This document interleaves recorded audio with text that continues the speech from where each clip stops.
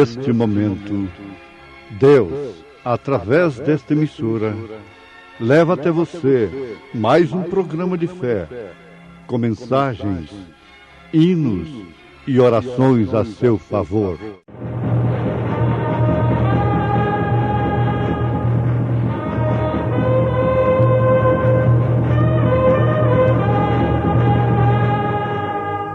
Fé para vencer.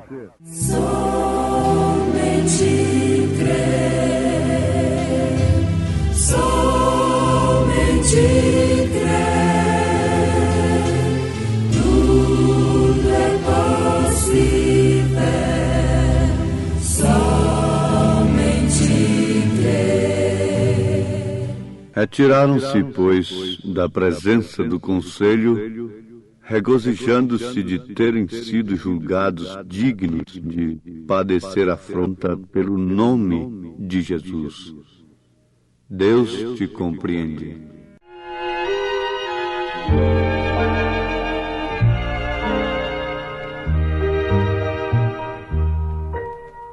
Deus te compreende as dores, teu pranto vê correr, dizes que estou contigo, não tens pois que temer. Deus te compreende o anseio, partilha teu pesar, entrega, pois, teus fardos, que os há de aliviar.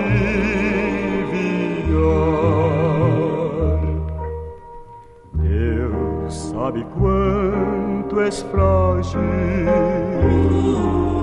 conhece o tentador, vai ao teu lado sempre, na escuridão que for. Deus te compreende o anseio, partilha teu pesar, entrega, pois, teus fardos, que os há de aliviar.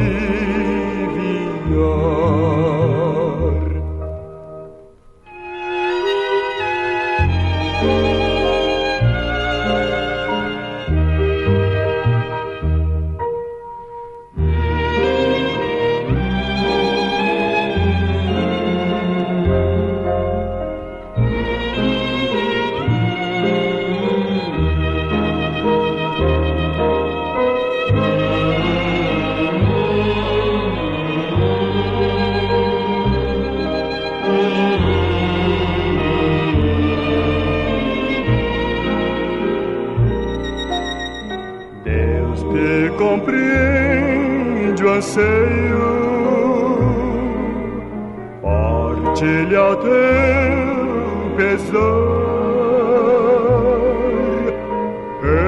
entrega, pois, teus fardos, que os há de aliviar.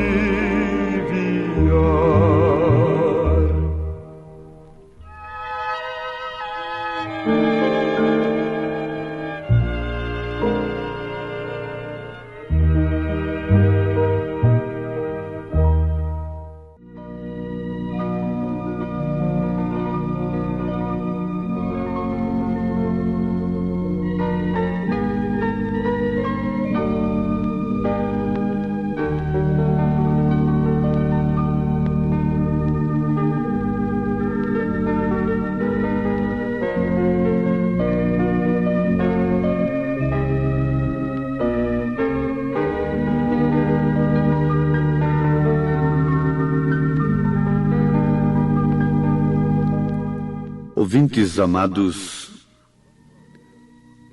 Quando nós vemos uma pessoa alegre, sorridente, feliz, regozijando-se, é lógico que pensemos que aquela pessoa alcançou alguma bênção, alcançou algum prêmio, conquistou alguma vitória. Isto é lógico, não é? Muito bem. Agora, no caso das escrituras que acabamos de citar, na abertura de mais esta programação que promove fé no Filho de Deus, é diferente. Vocês leiam em Atos dos Apóstolos, capítulo 5, e vão encontrar os apóstolos sendo milagrosamente tirados da prisão, dando testemunho perante o Sinédrio. Vão encontrar o conselho de Gamaliel, isso em Atos capítulo 5. E depois do conselho de Gamaliel, versículo 40 e 41, nós encontramos o seguinte: e concordaram com ele, quer dizer, com Gamaliel, e chamando os apóstolos, e tendo-os açoitado, mandaram que não falassem no nome de Jesus, e os deixaram ir. Retiraram-se, pois, da presença do conselho, regozijando-se de terem sido julgados dignos de padecer afronta pelo nome de Jesus. Nós vamos repetir por quanto isto é que conscientiza o crente na sua posição no corpo de Jesus Cristo. Este evangelho que está oferecendo 1001 coisas para você, prometendo até casamento, prometendo fazer o homem voltar para casa, a mulher voltar, e há evangelho até conseguindo a mulher de outro marido para determinado homem, infelizmente vice-versa e assim sucessivamente.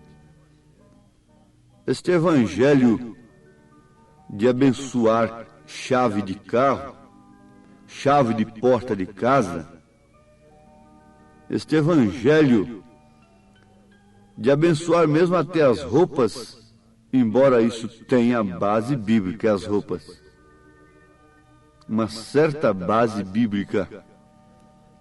Este evangelho até de ungir as pessoas com óleo, tudo isto é um trapo de imundícia diante de Deus.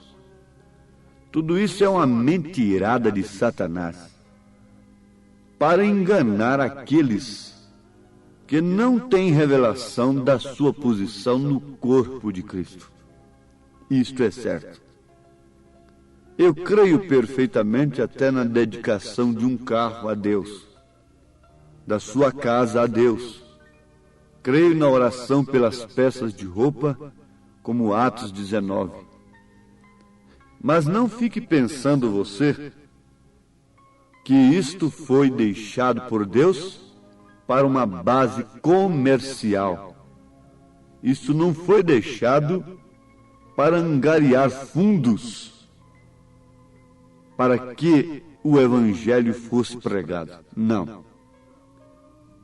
Isto é apenas coisas que acompanham aqueles que renunciam-se a si mesmos e se entregam a Cristo obedecendo a sua palavra. Deus não promete boa vida para quem quer que seja aqui na terra. Pelo contrário, mostra que aquele que escolhe a porta estreita, o caminho espinhoso, terá aflições. Aqueles que querem viver piamente sofrerão perseguições, e assim sucessivamente. Notemos, pois, que aquilo que oferece bênçãos de Deus para você, sem antes de tudo te convidar ao arrependimento, lhe corrigir, lhe exortar, lhe ferir, lhe exortar na sua maneira, na sua conduta, na sua maneira de viver. E você não pode viver, vestir-se e portar-se como bem entende. Se você é um filho de Deus, você deve satisfação a Deus. Quem deve satisfação a Deus, deve a sua palavra. As pessoas, quando estão devidamente orientadas nas Escrituras, então devem também contar com as bênçãos, como seja a cura divina, a bênção, a dedicação do lar, do carro e até mesmo de suas roupas. Notemos, amados ouvintes, que os apóstolos, demonstrando que tinham conhecimento em suas almas, em suas vidas, que não estavam enganados e por isso também não se deram por decepcionados com Deus, com Jesus, quando eles se depararam com as lutas tremendas, ferrenhas, horríveis que vieram sobre eles.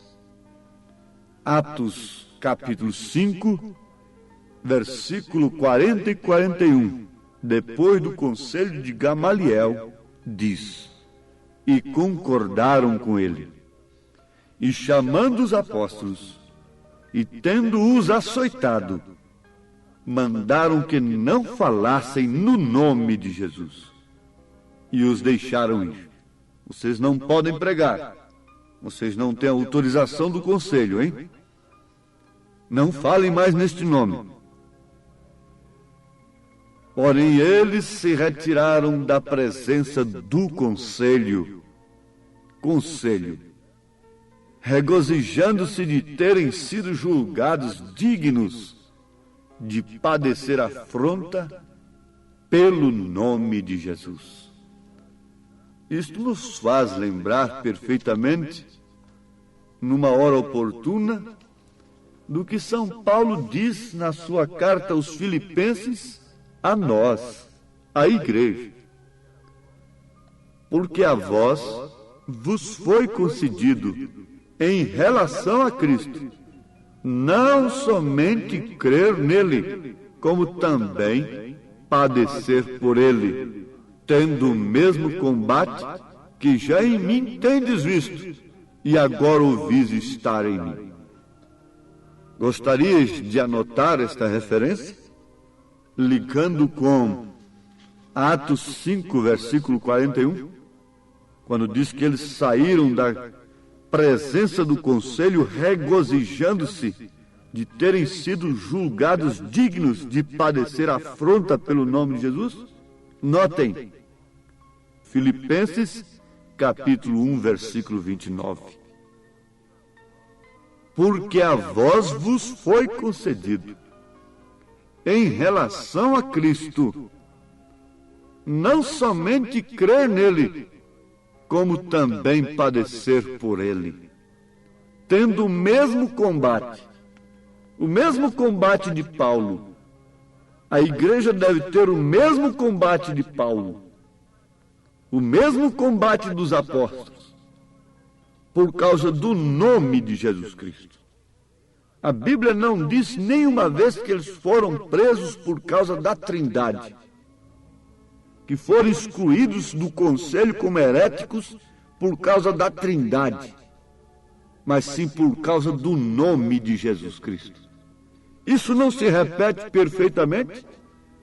Não há benditos conselhos hoje, excluindo, expulsando, soltando manifestos, declarando heréticos aqueles que batizam no nome do Senhor Jesus Cristo e que têm crido num mensageiro que vem mostrando estas coisas nas Escrituras, tendo o mesmo combate de Paulo?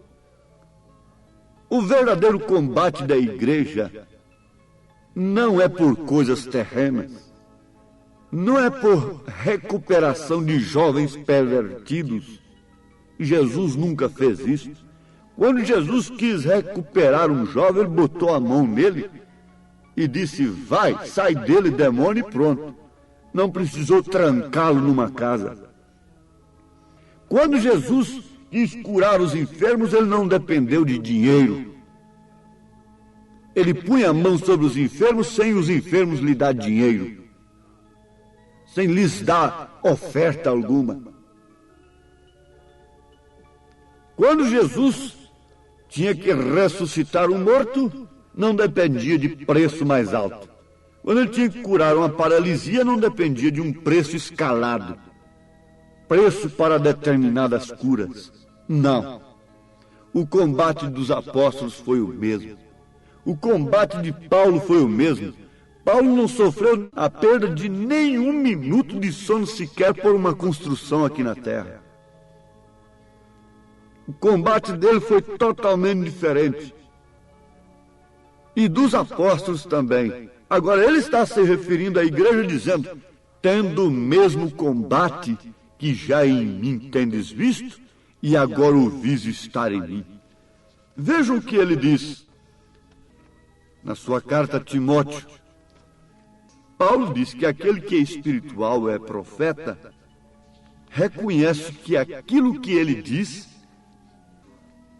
é mandamento do Senhor.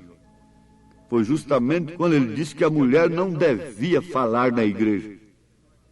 Eles dizem que não é conversar na igreja. Quer dizer que os homens podem conversar, só as mulheres que não. E 1 Timóteo 2, não permite que a mulher ensine, nem use de autoridade sobre o seu marido, quanto mais sobre o marido dos outros. Contradição com o combate de Paulo. Ele disse na segunda carta a Timóteo, capítulo 4, porque eu já estou sendo oferecido por aspersão de sacrifício, e o tempo da minha partida está próximo. Combati o bom combate, acabei a carreira, guardei a fé. Agora vejam, qual foi o combate de Paulo? Qual foi o combate dos apóstolos? Foi combatendo os pequenos grupos? Foi combatendo uns aos outros? Veja se Paulo foi encontrado combatendo a quem quer que seja, se pondo numa posição de herói, de líder, para trancar boca, para abrir boca. Não. O que temos visto no mundo é simplesmente um paradoxo com a vida apostólica. O combate da igreja é um contraste com o combate da igreja primitiva. Ela está dando a vida para combater o que ela mesma gera. Ela combate o divórcio quando ela mesma gera a desavença do lar, permitindo um namoro imundo, vestes imundas, condição moral muito abaixo do nível que uma cristã deve ter. E depois então coa mosquito e engole camelo. Hipócritas, ai de vós hipócritas! Ai de vós, mercenários da fé alheia! Deus está, nesse instante, avisando ao povo para sair de vós. O anjo de Apocalipse 18, versículo 4, tem sua mensagem ecoando neste presente momento. Sai dela, povo meu, para não serdes participantes de seus pecados e para que não incorras em suas pragas, para que não sofra os seus danos, suas consequências maléficas. Ela dá tudo para educar, dá tudo para progredir, noite e dia.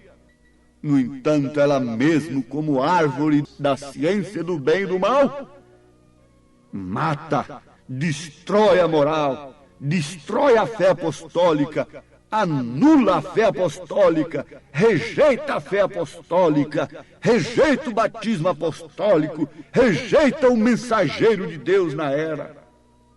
Ela é uma assassina, ela é uma criminosa, ela tem derramado sangue a ponto de formar enxurradas de sangue. Mas esse sangue clama sobre ela. Um dia se ouvirá, dentro em breve, muito em breve, caiu a grande Babilônia. Sim, amados, eles se retiraram da presença do conselho. Saia da presença deste conselho, meu irmão. Ainda que seja açoitado, ainda que seja espancado, ainda que seja desconsiderado, eles nos desconsideram como pastor. Mas eu me conforto com a Bíblia. Vejam o que está escrito em 1 Coríntios capítulo 9, quando havia um grupo que desconsiderava o apostolado de Paulo. Ele disse: não, sou eu apóstolo? Não sou livre? Não vi eu a Jesus Cristo, Senhor nosso? Não sois vós a minha obra no Senhor? Se eu não sou apóstolo para os outros, ao menos o sou para vós. Porque vós sois o selo do meu apostolado no Senhor. Esta é a minha defesa para os que me condenam. 1 Coríntios 9. O que me importa se há um manifesto que me desconsidera como pastor? Importa que eu tenha um rebanho não de porcos misturados na lama, rolando na lama do pecado, mas um rebanho de ovelhas. Não um grupo de cabritas e de cabritos que come tudo o que vê, que vive saltando e pulando pelas coisas do mundo, se regozijando com loterias, com modas, com sensualidades. Isso é natureza de cabrito. Mas a Bíblia diz que eles se regozijaram por serem achados dignos, julgados dignos de padecer afronta pelo nome de Jesus, pregando este evangelho morno. Quem sofrerá afronta pelo nome de Jesus? Vivendo este evangelho inoperante, você terá que dar vazão às suas emoções no mundo, porque na igreja você não pode dar vazão às suas emoções. O mundo, sim, pode mexer com o seu vaso de emoções. As novelas sensuais podem, o futebol pode. A mulher semi-vestida mexe com você todinho, com toda a sua mente e com todas as suas entranhas. Mas a palavra de Deus lhe causa ira, lhe causa nojo, lhe causa repugnância, não é? Aquela mulher imunda te causa prazer.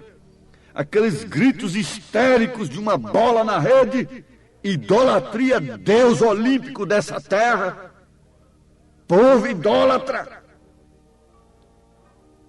lhe causa sensação, lhe causa emoção, mas a palavra de Deus lhe causa ira, lhe causa ódio, ou lhe causa prazer, lhe causa gozo. Responde diante de Deus nesta hora, em nome de Jesus Cristo. Amém.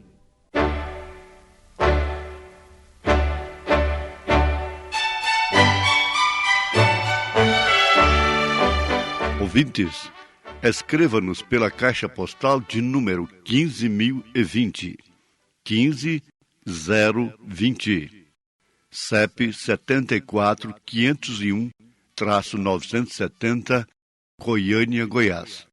O nosso endereço na internet é www.apalavraoriginal.org.br. Volte a nos ouvir amanhã novamente, neste mesmo horário, nesta emissora, se o Senhor nos permitir, com fé no Filho de Deus, a fé que vence o mundo.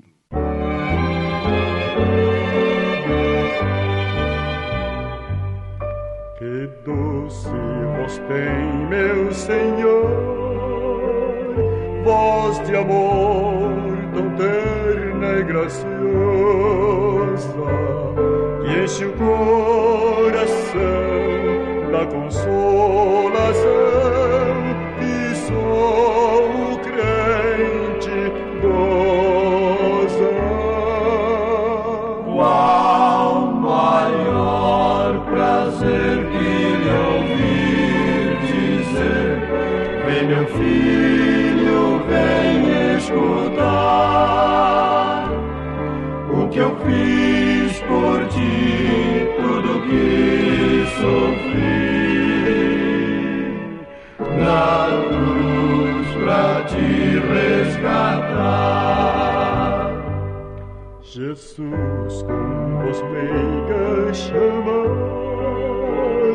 a envidar muito grandes esforços para me fazer sua voz saber e andar sem mais remorsos.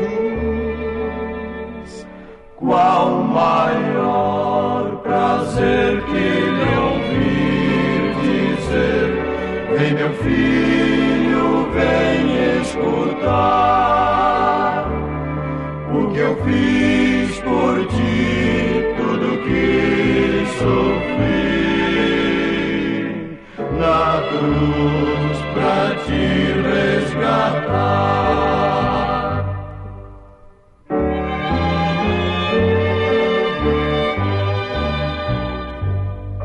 Jesus me não deixa sofrer, sua voz me ensina o caminho e vencer o mal com brandura tão que nunca estou sozinho. Qual maior prazer que lhe ouvir dizer: vem, meu filho, vem escutar o que eu fiz por ti, tudo que sofri na cruz pra te resgatar.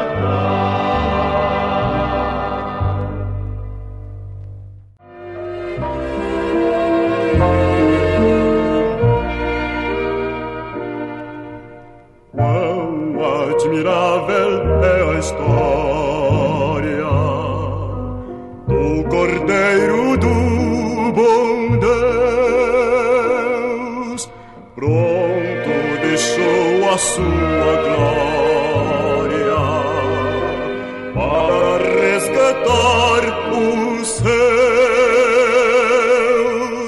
Quem nos salvou da perdição, como sofreu, onde ele está, por nós intercedendo.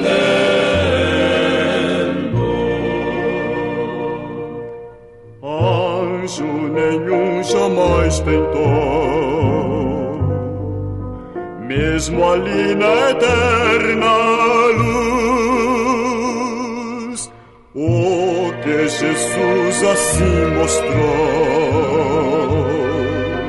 pela morte aqui na cruz. Quem nos salvou da perdição, como sofreu, onde ele está, por nós intercedendo.